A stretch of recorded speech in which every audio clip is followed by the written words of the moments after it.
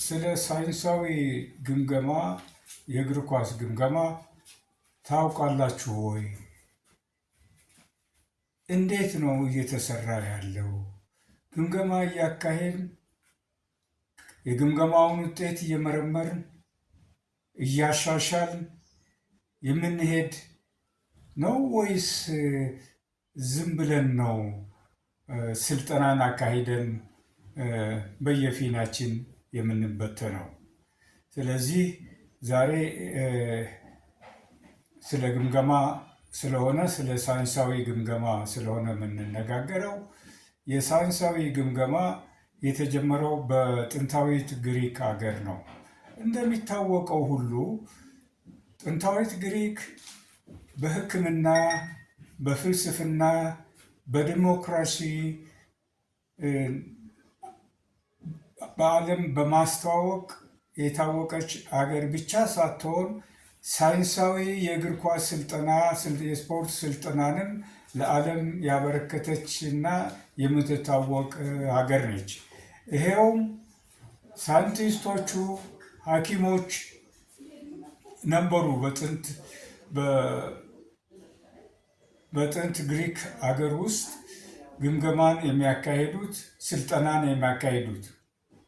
ምክንያቱም ግምገማ ሳይንሳዊ ከሆነ በቁጥር የሚለካ የሚጨበጥ የሚዳሰስ ነገር በመሆኑ ይህንን ሳይንቲስቶቹ እንዲሰሩት በእነሱ ላይ የተጣለ ነበር። ይህ ዝግጅት በየ4 ዓመቱ በሚደረገው የጥንታዊት ግሪክ የእርስ በርስ ጦርነት ከቆመ በኋላ ውድድር ለመሄድ ስለሚፈለግ ዝግጅት ተደርጎ ዝግጅቱም ሳይንሳዊ መንገድ ይዞ ከዛ በኋላ ስቶፕ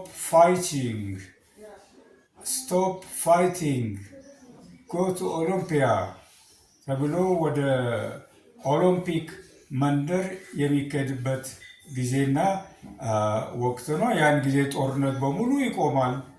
ስለዚህ ስፖርት ጦርነትንም የሚያቆም ትልቅ መሳሪያ መሆኑን በዚሁ አጋጣሚ እንረዳለን ማለት ነው።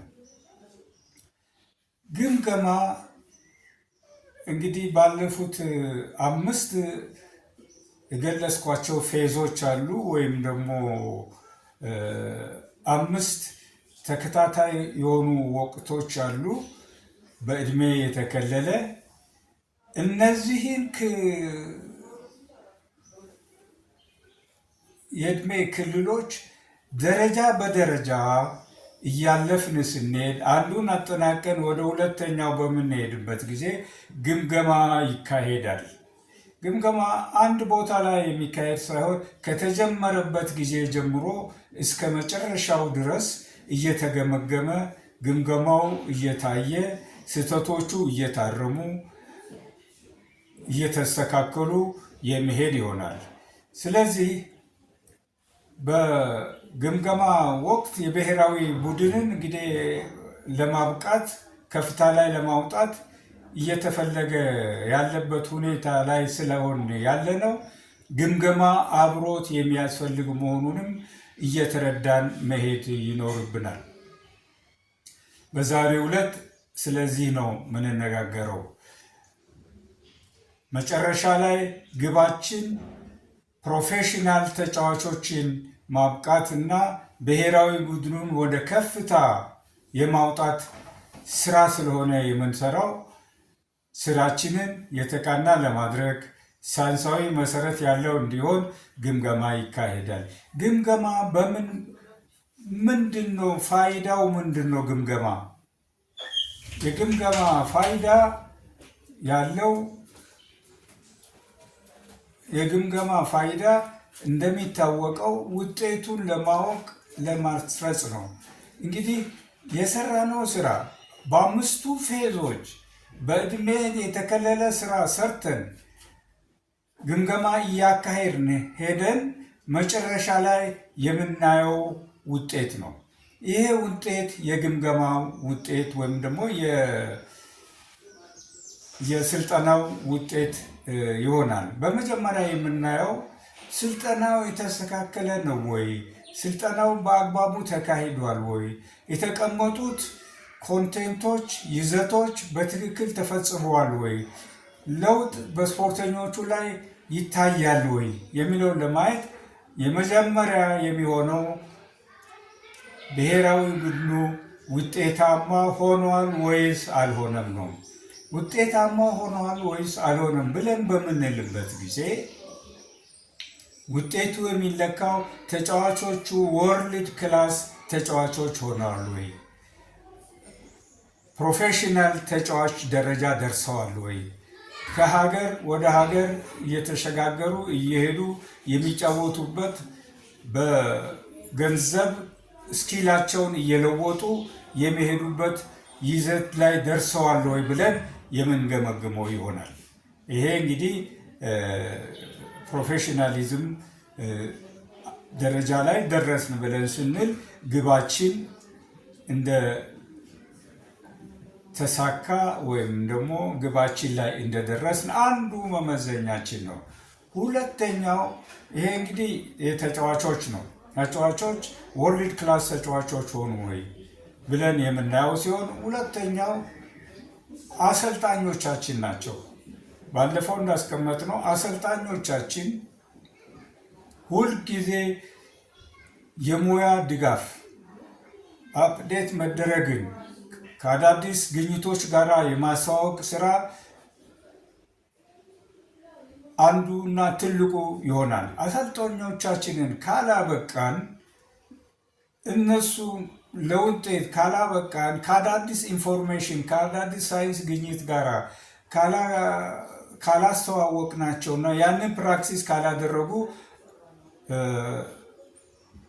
እነሱም ወርልድ ክላስ አይደርሱም ማለት ነው። ስለዚህ አሰልጣኞችን ወርልድ ክላስ ማድረስ ደግሞ ሌላው ትልቁ ስራ ይሆናል። የሚገመገመውም ይሄ ነው።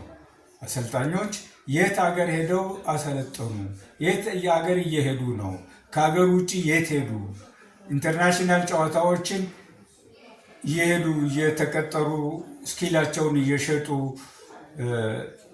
እያሰለጠኑ ነው ወይ የሚል ግምገማ ይካሄዳል። ቀጣዩ ሌላው የዳኞቻችን ነው። ዳኞቻችን ወርልድ ክላስ ዳኞች ሆነዋል ወይ?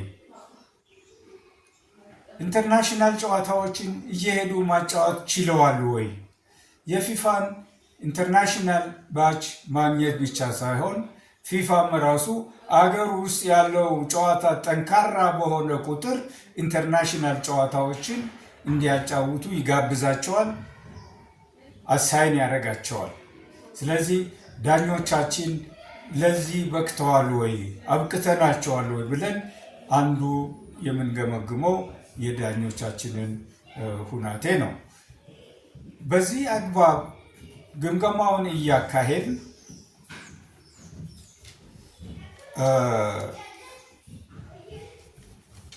የሀገር ውስጥ ውድድር ውጤታማ መሆኑንም እንገመግማለን። እንዴት ነው የሀገር ውስጥ ውጤታማ ነው ብለን የምንለው?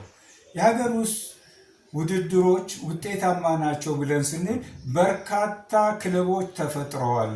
በርካታ ክለቦች ስለተፈጠሩ ጠንካራ ውድድር አገር ውስጥ እየተካሄደ ነው ወይስ እየተካሄደ አይደለም የሚለውን ግምገማ ማካሄድ ይኖርብናል ማለት ነው።